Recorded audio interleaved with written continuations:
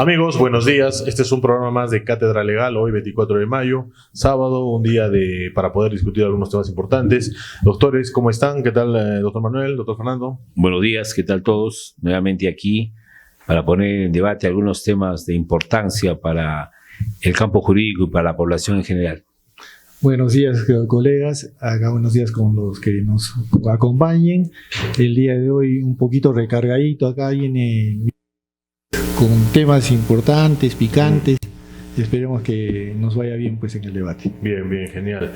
Y bueno, como es clásico, empezamos pues, doctor Manuel, ¿cuál es el tema que nos ha traído ahora? A ver, el primer tema que pongo en debate es el siguiente, es la Comisión Permanente del Congreso ha decidido archivar la denuncia constitucional planteada contra la presidenta Dina Boluarte por el asunto Rolex. Sí. Ese es el punto que quiero tratar.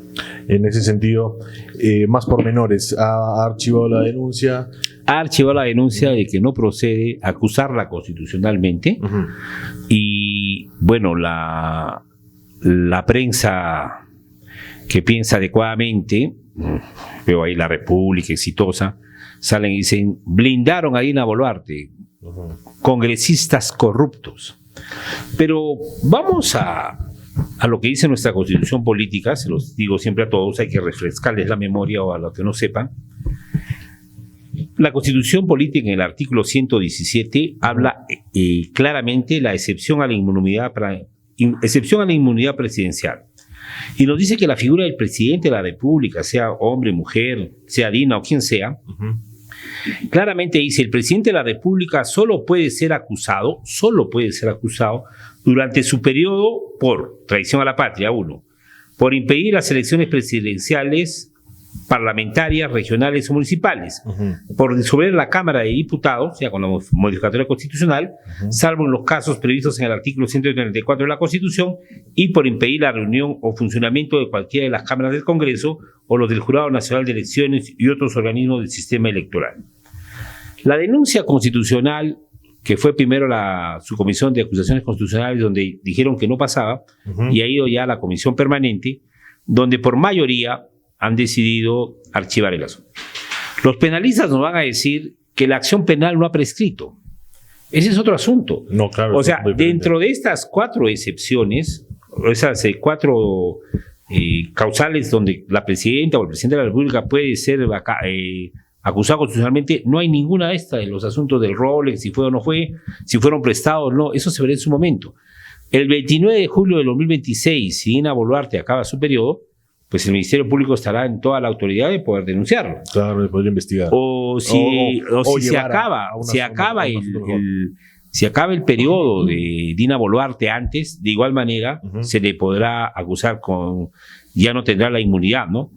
Y yo veo aquí que también esto con la inmunidad tiene que ver con la inmunidad que piensan restablecer para el 2027 los congresistas, que fue una parte de la reforma constitucional, reforma constitucional de notables, porque en cualquier parte del mundo, por la opinión o por el desempeño de sus funciones, los congresistas no pueden ser acusados. Hoy, en este momento, con las pugnas que hay con el Ministerio Público, la fiscal de la Nación sale y denuncia a los congresistas que han hecho uso de sus atribuciones, votaron por el archivamiento de la denuncia contra Dina Boluarte. ¿Y lo puede hacer? Y le dice que son una organización criminal y pide su detención provisional y después de N más y los va a mandar adentro. Entonces, creo que hay que explicarle a la población de que la figura presidencial tiene cierta prerrogativa y está blindada por alguna cosa. No de ahora, desde los inicios de la República, en el Perú y en cualquier parte del mundo, la figura del presidente de la República pues es protegida y solamente en determinados casos podría darse una denuncia, ¿no? Y en este caso, de las 9 denuncias que hay contra Dina Boluarte que ha hecho la Fiscalía de la Nación, desde Patricia Benavides hasta ahora estas últimas de la actual fiscal de la Nación, vemos que no tipifican en ninguna de estas causales para poder hacer esto. Entonces, la prensa, en lugar de informar, desinforma y toma partido ya. El problema es cuando las instituciones tutelares de la Administración de Justicia, Poder Judicial o Ministerio Público toman partido político. Así es. Y con este partido político, con esta ideologización de la que están sometidos, pues sucede todo lo que está pasando. Y se interpretan las normas siempre con un favoritismo, ¿no? Claro, pero dirigidas hacia alguien, y ahí viene el problema. Ahí, por ejemplo, un puntito simple, ¿no? Justo recalcando lo que decía el doctor Manuel, la figura del presidente, así como la figura del congresista, como desempeñan un cargo de un tipo de función del Estado, uno la reguladora o normativa y el otro la reglamentaria o fiscalizadora. y fiscalizadora y ejecutiva, ¿no? Tienen la necesidad de ser inmunes, porque evidentemente sus enemigos políticos van a estar buscando siempre, o podrían estar buscando inventar procesos, ¿no? Litigar predatoriamente, como se dice en términos técnicos, ¿no? Entonces esta litigación predatoria busca pues mellar el cargo, y para proteger precisamente contra eso simplemente tienen la inmunidad. Claro. Y se esperaría cuando termine su mandato, su periodo, para poder algo adicional a este punto, ¿no? El 117 nos habla de que pues el presidente de la República sí puede disolver la Cámara de Diputados, esto con la modificatoria constitucional, más el Senado no. El Senado no puede ser cerrado. Y volvemos a que en la Cámara de Diputados, si ha habido 2 parlamentos que el diputado le han denegado la confianza, puede disolver, pero no el Senado. Entonces creo que esta es una modificatoria constitucional y que debemos poder divulgarlo, hacerlo, porque ya está vigente, ¿no? Con la modificatoria que se ha dado. Yo creo que muchos se van a preguntar y van a decir, pero Rolex, o sea, el Rolex, el tener un reloj es un delito, es un problema, ¿no? La denuncia, aclaremos, ¿no? La denuncia viene por la falsedad. O sea, el tema era el Rolex, le preguntaron por el Rolex. Ese Rolex es suyo porque lo que querían evidenciar era un desbalance patrimonial, ¿no? Y mintió.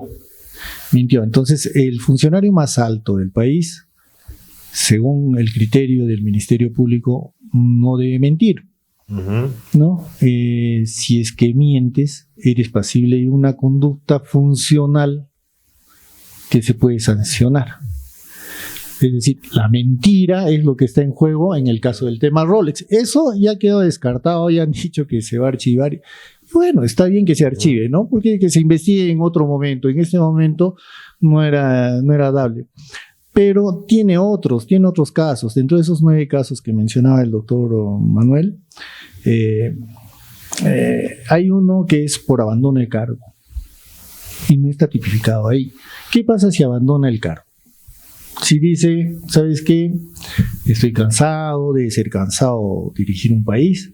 Entonces me voy 3 días de vacaciones, 4 días de vacaciones y dejo el cargo, dejo acéfalo al país. ¿Y qué ocurre ahí? Es lo que vieron cuando ella se fue a operar. Claro. Y lo que están investigando ahora, abandonó el cargo. Eso es pasible de investigarlo cuando ya haya terminado su mandato, o es pasible de investigarlo cuando ella esté en mandato. Porque cuando ella esté en mandato, ha abandonado el cargo. Entonces, no es que esté defendiendo ninguna posición. Para interrumpirlo, es una cosa que ante el Tribunal Constitucional hasta el día de hoy está ya para resolver la contienda de competencias planteada por el Ejecutivo contra el Poder Judicial y el Ministerio Público. ¿Hasta qué punto y en qué instante puede ser investigado el presidente de la República? ¿En qué casos? En la Constitución.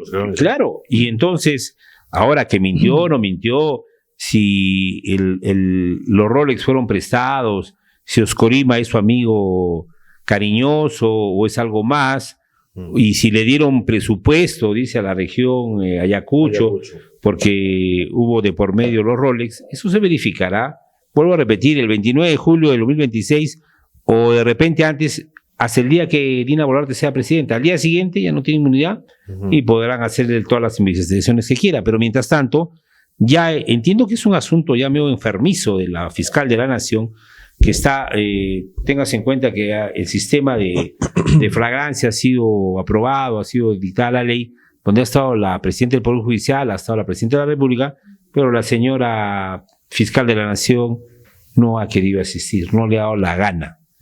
Y después ha salido a decir que no tiene presupuesto para los fiscales. Bueno, ya están en una guerra total, ¿no? Pero mientras sigamos en esto, pero la ley dice que tiene que asistir. O sea, no era facultativo, tampoco es facultativo. La ley dice, asisten este y este, bajo responsabilidad.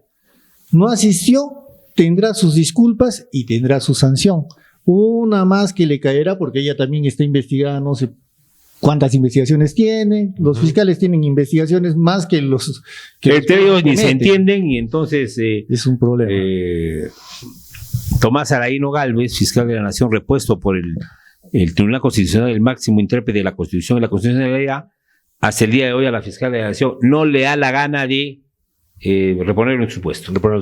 Entonces ya pues, o sea, yo creo que el poder legislativo hace rato tiene que hacer una reforma total del Poder Judicial y del Ministerio Público para pues evitar toda esta politización, seguir con lo que estamos. Los enfrentamientos no van a seguir. Quizás sería una reforma estructural. Por supuesto, una reforma total. Y podríamos seguir comentando esto en el siguiente bloque. ¿Por qué no? Se nos acabó el tiempo. Regresamos. Fundo Arequipa, el restaurante de la familia arequipeña. Tradición, buena atención y delicioso sabor. Fundo Arequipa. Ubícanos en Avenida Arancota 161, 962-868-648. Fundo Arequipa. Sabores que conquistan corazones. Amigos, bienvenidos de vuelta. Este es el segundo bloque de Cátedra Legal. Continuamos entonces con los temas en discusión.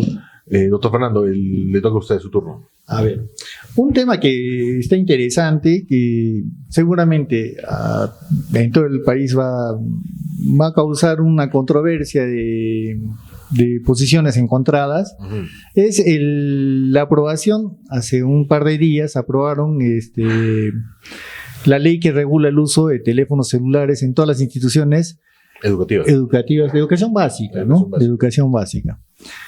En sí, no es que les prohíban tener celulares. Lo que les prohíben y les están diciendo a las instituciones educativas es: los niños que vengan con su celular, pero al momento de estar en clases no pueden tener el celular cerca. Claro. A menos que lo solicite el docente. Porque sí es cierto que algunos empezaron a decir: oye, ¿cómo le vamos a quitar la tecnología? Hemos avanzado, los jóvenes viven con esto. Si yo necesito información, inmediatamente la tengo en el celular. Si necesito hacer un cálculo, lo tengo todo en el celular. Hay muchos que lo utilizamos incluso como una herramienta. Como una oficina lo utilizamos. Claro, ¿no? también funciona de ese estilo. Claro, pero solamente, miren, la finalidad de la ley dice... Subjetivo. Subjetivo, ¿no? La finalidad, el objetivo está un poco básico. La finalidad de la presente ley es contribuir a la mejora de la atención y del rendimiento escolar mediante la reducción del uso de teléfonos celulares y con ello reducir la sobreexposición al Internet, combatir el ciberbullying, evitar riesgos de la salud, prevenir trastornos de salud mental en los estudiantes, así como promover ambientes sanos de socialización para estos. Bastante pretencioso esa finalidad, ¿no? Y lograrlo solamente con una medida restrictiva de este estilo, en estos tiempos donde una herramienta del celular, la tecnología, no sirve para acceder a información, para trabajar, como dijimos hace un rato, me parece bastante extralimitado, ¿no? Es más, yo no veo la relación causal allí entre, por ejemplo, tener celulares y el ciberacoso, el ciberbullying, porque básicamente vamos a la medida, hacer eso en horario de colegio, ¿no es cierto? Para que en horario de no sé, 8 de la mañana a 3 de la tarde en promedio, que son primaria, secundaria más o menos, que en ese horario se restringe el uso, quitando el aparato. No han tomado en cuenta efectos de otro estilo. Van a generar en los alumnos, en los chicos que andan con el celular todo el día, un tema de ansiedad, cosa que cuando terminan el colegio, disparados a utilizar los celulares, a ver sus redes sociales, lo que quieran, o otras cosas, ¿no? Y se dispara justo lo que querían evitar, que era el tema de la ansiedad, ¿no? Entonces, ahí el ciclo regulatorio que el Estado utiliza, por ejemplo, para lo que es análisis de impacto regulatorio, análisis de calidad regulatoria de normas, que está ausente, evidentemente, menciona específicamente que tienen que analizarse todas las causas con data exacta, lo más exacta posible, actualizada y todo ello, pero evidentemente aquí se han dado un salto lógico terrible, porque no hay forma de unir todos esos objetivos con el tema del celular, es demasiado generalizante. A ver, ya hay instituciones educativas, tanto nacionales como privadas, que prohíben el uso de los celulares en clases. Sí, claro. Pero ahora ya es para todo. Ahora, también incluye a los docentes, a los directores, solamente alumnos. Sí, Solamente según la alumnos. finalidad Si solamente es alumnos, es un hecho arbitrario. O sea, ¿por qué en la clase el profesor o la profesora puede utilizar su celular y no los alumnos? Ahí vamos por ese lado. Otra situación más. Los tiempos han cambiado. Yo le voy a poner el ejemplo de la universidad, ¿no? A ver, en mi tiempo yo llevaba un morral, una especie de mochila cruzada, llevaba mi código civil, mi código penal, mi constitución, las leyes de títulos de valores, lo que fuese, y más libros, era toda una jara. Entonces, para estar en las clases de derecho, cuando estudiaba derecho, tenía que llevar todas esas cosas. Hoy, los alumnos usan este aparatito. Entonces, estoy en clases y les digo, vamos a hablar de la nulidad del acto jurídico, ¿no? Entonces, 140 del Código Civil.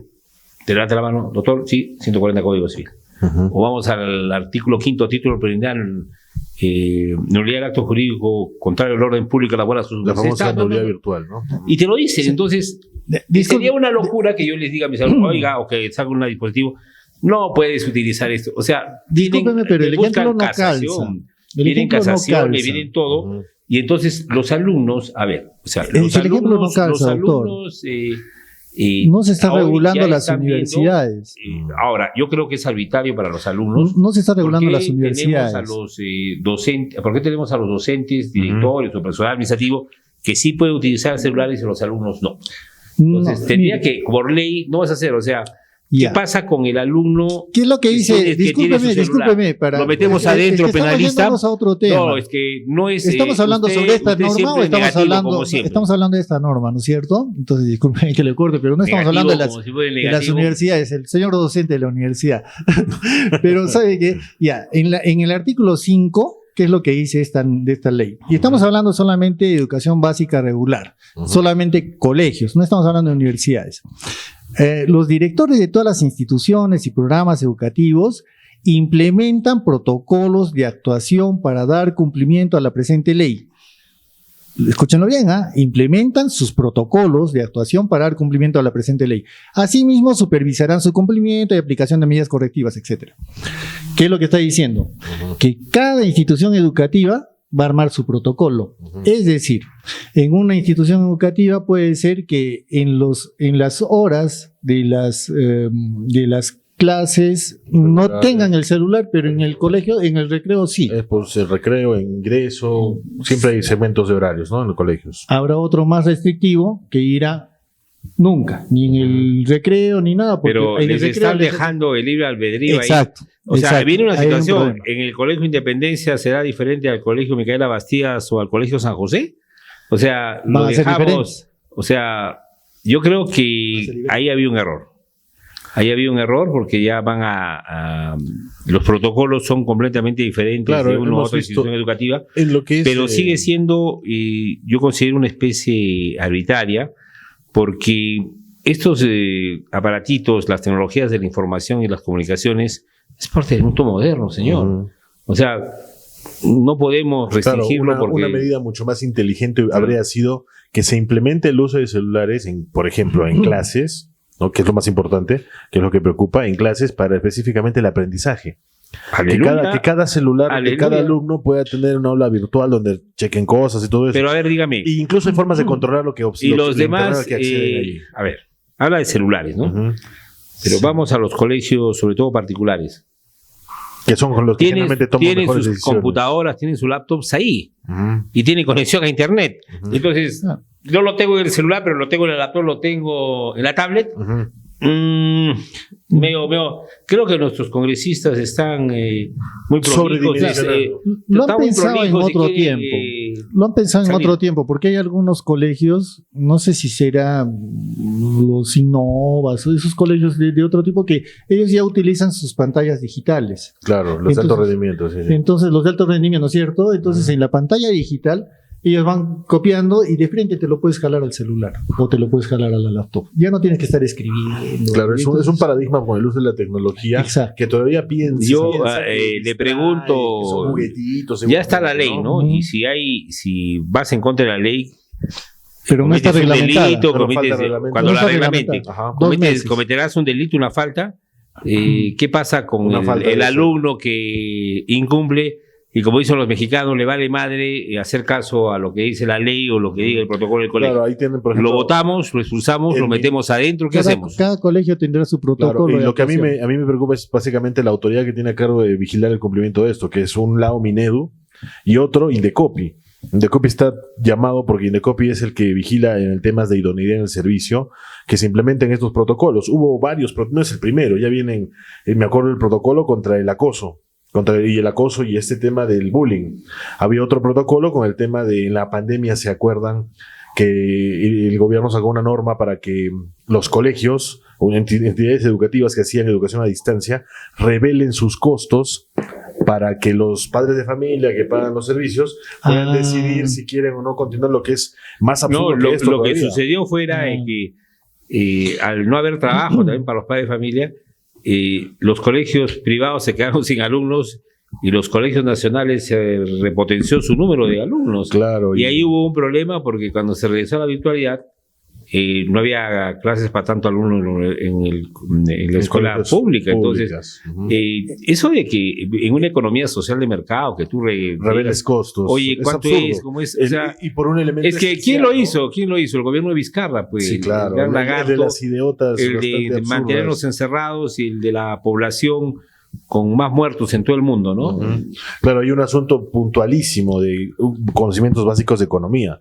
Los precios determinan los costos, no los costos determinan los precios. Eso funciona así. En el mundo existen los precios, que son los precios de mercado, que son señales que básicamente guían a los empresarios, a los agentes económicos, para poder decidir dónde invertir, dónde no invertir, ¿no? Y guían el desarrollo.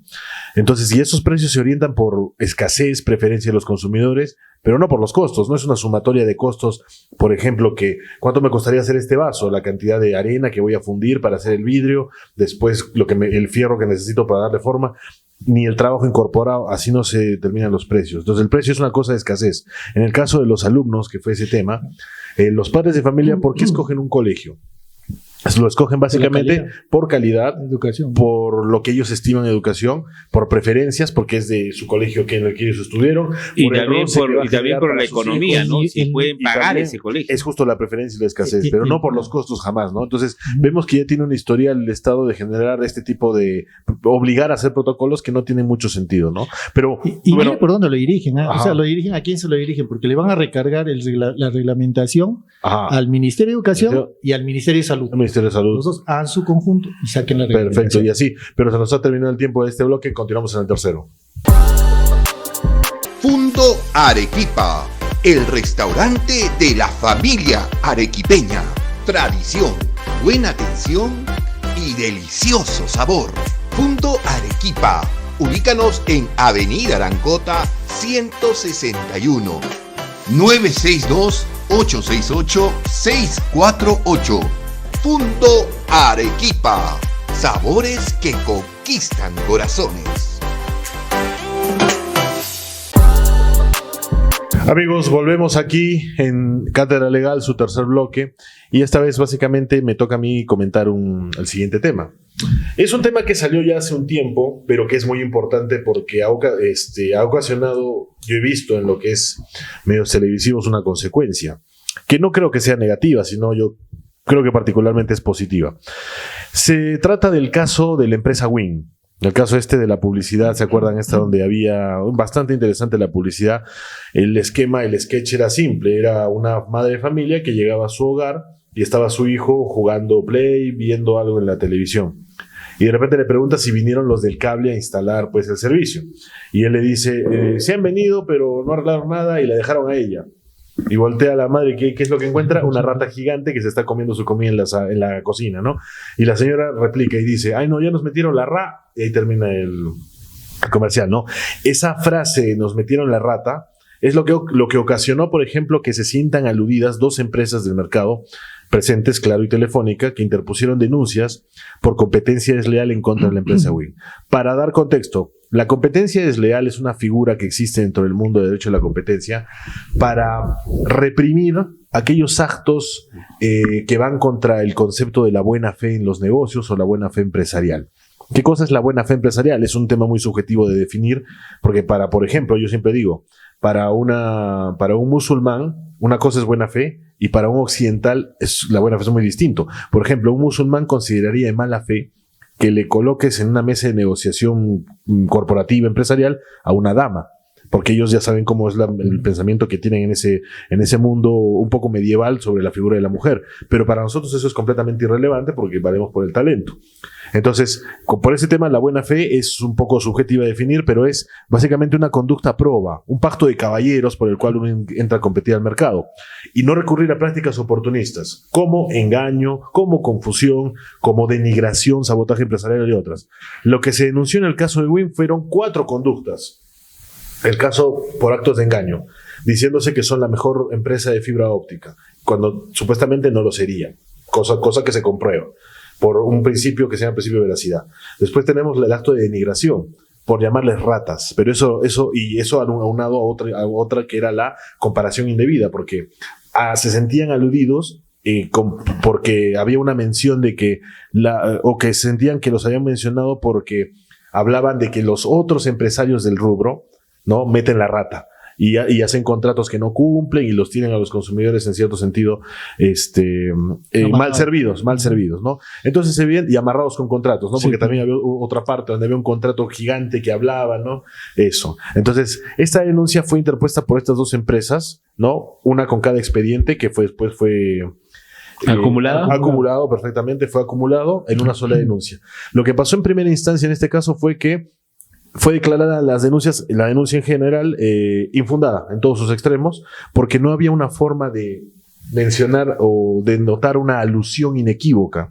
No estaba diciendo tal hace esto ni tal hace el otro. Más bien las empresas denunciantes Se fueron sintieron aludidas. las que se sintieron aludidas. Entonces ese tema de la alusión inequívoca es un elemento crucial ahí. Actos de engaño también completamente infundado porque es un asunto subjetivo el caso de lo que dice en el mensaje. No se puede medir objetivamente eso de yo soy el mejor porque eso es lo que el consumidor mire. Y tercer, el caso de la denigración tampoco porque no hubo una alusión. Primera instancia, infundada. Segunda instancia, también felizmente infundada. Pero ¿cuál es el detalle de la segunda instancia? Que simplemente, en mi opinión, se limitó a analizar con los elementos técnicos de las infracciones, pero omitió un punto esencial que está en la discusión y no se pronuncia en Indecopi, no recuerdo haber visto un pronunciamiento al respecto y es sobre la libertad de expresión. La libertad de expresión es este derecho constitucional que tenemos a poder ser inmunes en cuanto a nuestras opiniones de tanto persecución del Estado por medio de acciones legales. Pero a ver, y incluso contra lo que terceros podrían hacer. Claro, pero... No hubo un pronunciamiento y eso es lo que me preocupa. Tenemos libertad de expresión, ¿no? Pero no libertinaje. O sea, yo no puedo, en aras de la libertad de expresión, difamarte, Sí, por injuriarte, y por eso tenemos el tema penal para darte cubrir esos atribuciones o ponerte condiciones que la otra empresa está mejor que la otra. Entonces, ahí también la libertad de expresión tendría que regularse, ¿no? Claro, No permitir que se dé ese tipo de el situaciones. punto, yo digo que Al ser un tema, para que lo conteste, porque tú sabes el tema, al ser un tema comercial, ¿dónde se marca el límite de lo que es publicidad engañosa con lo que es libertad de lo que yo pueda decir, que yo pueda decir lo que quiera? Porque si te está diciendo yo soy la mejor compañía y eso de repente hay alguna personita que levanta la mano, yo tengo Go y no me sirve. Entonces, ¿ya sería publicidad engañosa? No, en realidad para el tema de publicidad engañosa con ese término se utiliza en protección al consumidor. Lo que hay en competencia desleal, que son 2 cosas distintas, es actos de engaño. El acto de engaño ocurre cuando una empresa, un agente económico, un anunciante, ¿no? Lanza una publicidad o lanza un producto al mercado que no cumple con las características objetivas que dice tener. Casos muy sonados que siempre han habido es el caso, por ejemplo, de las cremas reductoras o las cremas estas que borran arrugas. Esos se acuerdan, había comerciales en los 90 más o menos. Sí, y hay gente que cae, ¿ah? Que borraba hay gente que cae en un mes, así, sí. Cuando evidentemente eso... O te voy a hacer crecer pelo en 3 meses y ya va un año nada, ¿no? Claro, podría ser incluso... Acá hay una publicidad que pero claro, en ese sentido, justo ahí el deber de sustanciación investigación previa, que se le conoce así, en el cual el empresario que lanza la publicidad y es denunciado o es investigado de oficio por el INDECOPI, por la Comisión de Represión de la Competencia Desleal y su Secretaría Técnica, tiene la obligación de, en el procedimiento, demostrar que antes de lanzar la publicidad ya contaba con elementos, estudios de rigor científico, metodológico que convenzan de que eso es cierto. Y ahí está el punto, que en muchos casos en publicidad siempre ha habido pues muchas publicidades que no cumplían objetivamente lo que decían. Pero particularmente yo, justo con el tema de la libertad de expresión, yo tengo un pensamiento muy distinto al tema de protección que pretende el INDECOPI o el Estado precisamente. Porque miren ustedes, con esos niveles de protección, lo único que generamos son dos consecuencias sobre los agentes económicos. Por un lado, tenemos más consumidores que no son precavidos, que se confían en lo que la autoridad vaya a hacer por ellos para salvarlos de sus malas decisiones. Entonces yo soy partidario de que todos los consumidores deben pensar que cuando salen de su casa los van a engañar. Piensen eso todo el tiempo y eso va a ser un consumidor más precavido. Por un lado, genera entonces consumidores de ese estilo, en mi opinión, consumidores más lerdos, más tontos. Pero también genera consumidores oportunistas, porque el consumidor oportunista es aquel que se sabe el vivo, se sabe protegido, entonces se aprovecha de eso y quiere pretender algo por encima de lo que la empresa puede hacer. Eso también genera. Y a la par, en el otro lado, en el agente económico proveedor, ¿no? En el competidor, lo que genera es una suspicacia, porque va a pensar, ya ahora que yo estoy parado aquí en el mercado y viene esta autoridad que me va a sancionar por la publicidad, por mis productos, por todo esto, voy a tener que retroceder un poco y ser más, digámosle, exhaustivo, más, ¿cómo decirlo?, más literal, pegado a la letra del contrato, para no dar tanta muñeca al consumidor. Si se le vence una cuota, lo voy a exprimir, porque evidentemente no tengo cómo maniobrar porque me van a penalizar por mi publicidad, por mis productos. Entonces, creamos proveedores también más reticentes a cumplir la ley. Esos son los efectos de la regulación, ¿no? Pero en ese caso, volviendo al tema de Win, a mí me preocupa porque no hay un pronunciamiento sobre la libertad de expresión. Como dijo el doctor Manuel, evidentemente uno no tiene la libertad para poder... digámosle así, sobrepasa los límites de la libertad que entendemos en forma negativa, ¿no? Sobrepasa los límites al difamar, injuriar, ¿no? Agraviar a terceros, pero precisamente para eso está la materia penal, ¿no? Para ver los temas de las querellas, y tenemos que asumir ese costo, porque imagínese usted un mundo en el cual la libertad de expresión esté limitada o regulada por pronunciamientos. Eso simplemente significaría el fin de la libertad de expresión, porque habría un control ex post de lo que estamos diciendo. Y la autoridad lo que estaría haciendo es esto: validar la postura de una persona en contra de otra. Y ya no existe libertad de expresión. Podemos aprender mucho, por ejemplo, de Estados Unidos, que casos en tema con la aplicación de su primera enmienda, libertad de expresión, se puede decir todo lo que uno quiera, pero asumir las consecuencias. Eso es la verdadera libertad, ¿no? Elegir, pero vivir con las consecuencias, sean gloriosas o sean trágicas, ¿no? Bueno, en nuestro país yo creo que si es que empezamos a consultar, no sé si puedo decir marcas, no hay problema. Sí, claro. Entonces, porque no somos... No están promocionando, pero por ejemplo, en mi caso, si es que quiero una atención personalizada, una buena atención, que la señorita muy simpática se me acerque, me guíe, me voy a Claro. Pero si es que quiero que la señal de mi celular, me vaya yo al pueblito más chiquito o al lugar más alejado detrás del cerro, Movistar. O sea, no hay manera. Entonces, uno ya sabe más o menos por qué lado van las compañías. O sea, que tú vas a Claro. Tengo Movistar. Es que, ¿sabes qué? Por ejemplo, en mi casa yo tengo Movistar. ¿Qué es lo que pasa? Movistar te da una velocidad, yo he comprado la velocidad de 2 gigas de velocidad de internet, no sé cómo se mide esa cosa, pero bueno, es la cuestión que... Claro, también te ofrece 2 gigas. El problema es que te ofrece una cantidad limitada de tiempo. Entonces, durante el mes, tú te gastas tus gigas de alta velocidad, y se te acabó la alta velocidad y después comienzas a utilizar la de mínima, ya no te sirve. Entonces... le pueden decir la rata, le pueden decir lo que sea a Movistar, pero igualito tiene el manejo del espectro y él es el que les da a los demás. En lo que respecta a Claro, el contrato, ¿qué dice? O sea, estás pagando solo por un determinado servicio y más que eso tendrías que pagar más, o Ellos Claro, van a decir, ya se le generalmente- venció, ya... Ahí ya tenemos, no- ahí tenemos, pero por es- ejemplo, problemas porque incluso eso está relacionado con protección al consumidor. Otra de las ramas a las que estoy dedicado es que se presume que si hay una firma dentro del contrato que el consumidor ha firmado, ¿no? Y ha leído los planillones, se presume que está informado. Eso Sí. también es absurdo, Y ¿no? es Evidentemente, mentira, ¿no? sí. Y bueno, hay que ver formas de interpretar siempre las normas y los congresistas, sobre todo, que no saquen normas de ese estilo que complican las relaciones comerciales y eso no es bueno, ¿no? El caso del Indecopi, faltó hablar de la libertad de expresión. Yo creo que es importante porque es un tema de libertad de expresión empresarial que se usa en la publicidad. Y bueno, como no lo hicieron, queda yo creo pendiente hacer este tipo de Pero cosas. es bueno también la competencia, antes de que nos vayamos, es bueno también la competencia. Yo me acuerdo mucho cuando decían prueben Coca-Cola y Pepsi, Ujú.